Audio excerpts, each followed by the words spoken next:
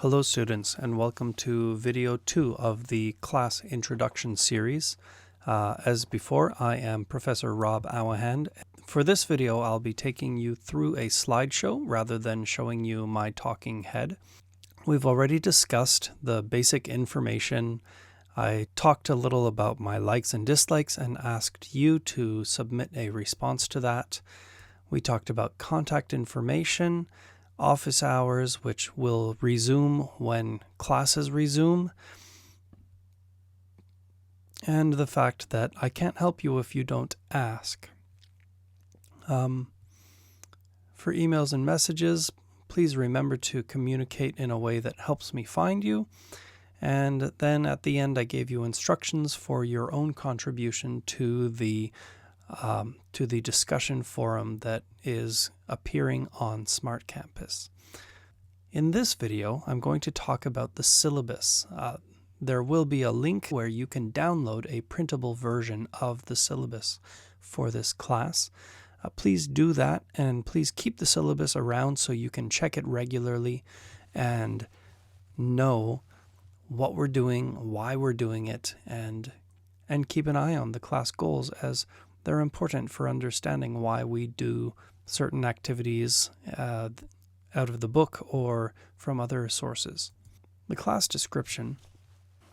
This integrated skills communication-focused course is designed to enhance students' ability to communicate effectively in professional and academic settings. While all 4 pillars of language learning are taught, emphasis will be placed on productive skills, speaking and writing. Students will learn to present and support a position and will develop their ability to critically assess a range and discuss a range of topics relevant to academic and professional contexts. Now, that's a lot of kind of specialized language, but here are some of the key words and phrases here. Integrated skills means we're not just doing one class on listening and one class on speaking. We're giving you things you need to do that use all of those skills together.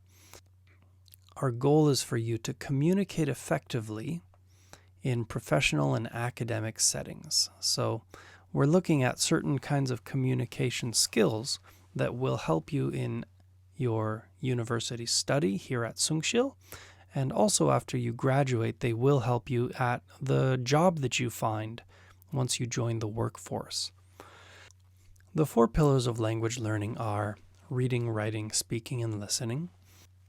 But we're going to put special focus on producing language, speaking and writing. That means putting your thoughts into words.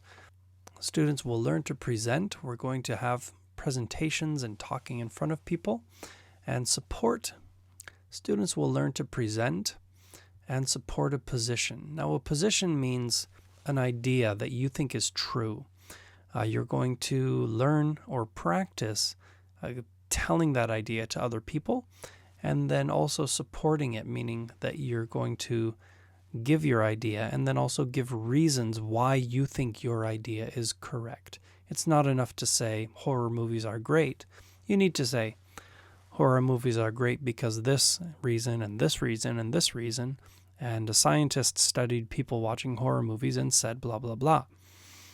Supporting a position makes it more persuasive, and when you're in academic work trying to show that your theory is correct, or when you're in professional situations trying to show people that your strategy is the best one, you need to know how to support it.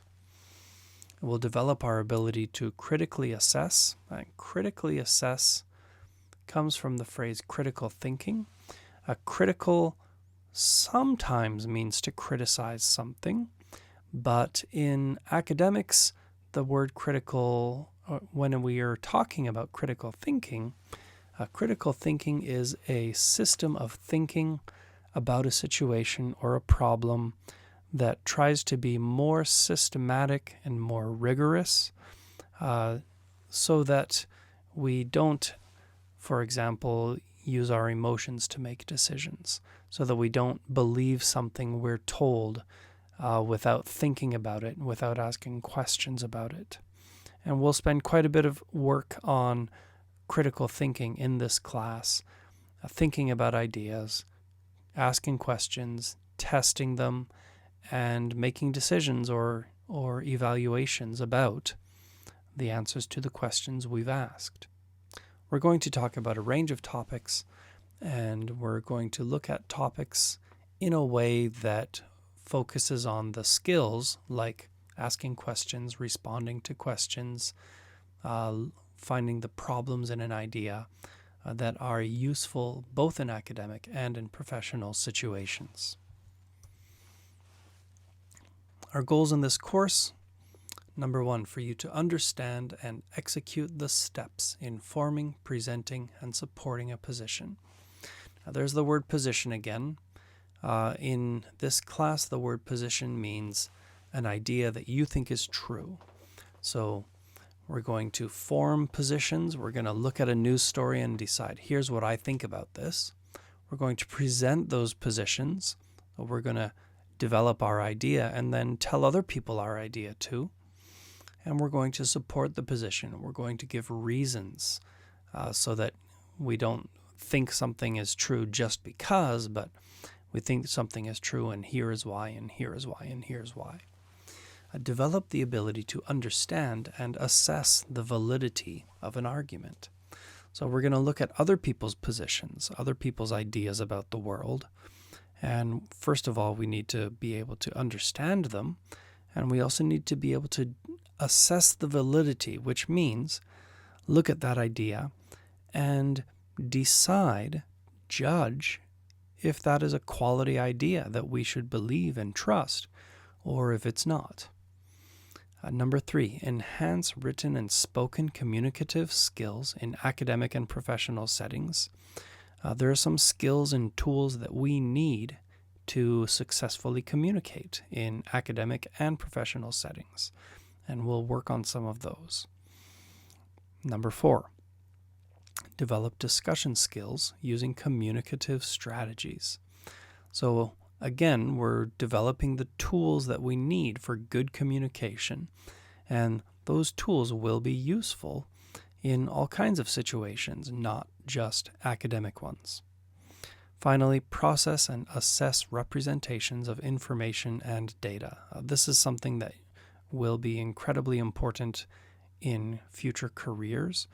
There are a lot of majors here at Sungshil where you'll be looking at and analyzing charts, graphs, different representations of information, different ways of showing information on paper, and understanding it, and also making judgments about whether they're representing the data in a good way, in a useful way. Let's talk about grading a little bit. Grading in this class is on a curve, and what that means is all of your grades are measured in comparison to the other students in your class. Now, this is one of the rules for the regular academic and professional English class. Every regular academic and professional English class is graded on a curve.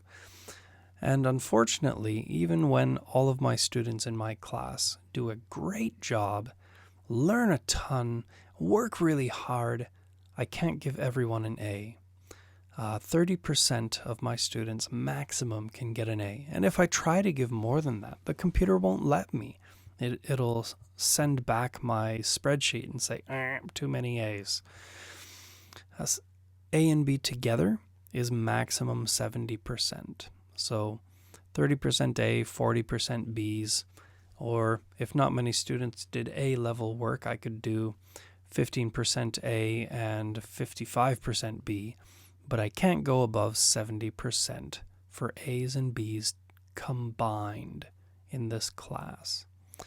What that means, first of all, it means that some of you will get C's in this class. And another thing that it means is sometimes I have to make hard decisions about who gets an A and who gets a B. Maybe two students did A-level work, but I only have one more A before the computer rejects my grades. Then I have to make a hard choice. And when that happens, sometimes small things become important. So Stuff like attendance, stuff like coming to class on time, stuff like raising your hand when I ask a question can become really important if you're right on the line between an A and a B, or between a B and a C.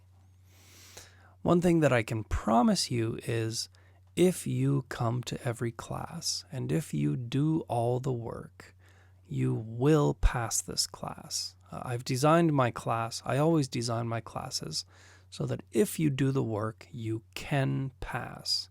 But you need to do the work. You can't sit in the back of the class and think that that's enough to get a pass in this class. The grading breakdown, this means how much of your grade is which thing. 10% of your grade is attendance, but if you go down to 0 attendance because you miss a lot of classes, I'll start taking attendance points out of other areas.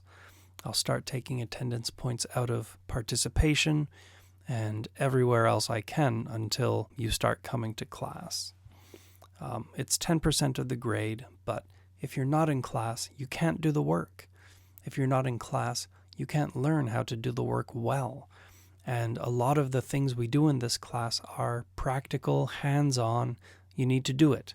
So if you aren't participating, if you aren't doing it, you can't get the points. Participation is 15% of the grade. Homework is 10%. There's a writing project. The writing project has 4 steps. So you'll do part 1, part 2, part 3, part 4. And those 4 parts all together make 20% of your final grade. There's a midterm test that's 20. And there's a final project that's 25%. That's how your grade breaks down. And we'll talk more later on about what your midterm will be, what your final project will be, what the steps are for your writing project. So just hold on and we'll get down to all of that stuff. Until then, take a look at the review sheet and see which questions you can now answer and fill that out so that you have answers for the assignment. And follow the link to the next part where I'll talk about how to do a great job in this class, how to get an A.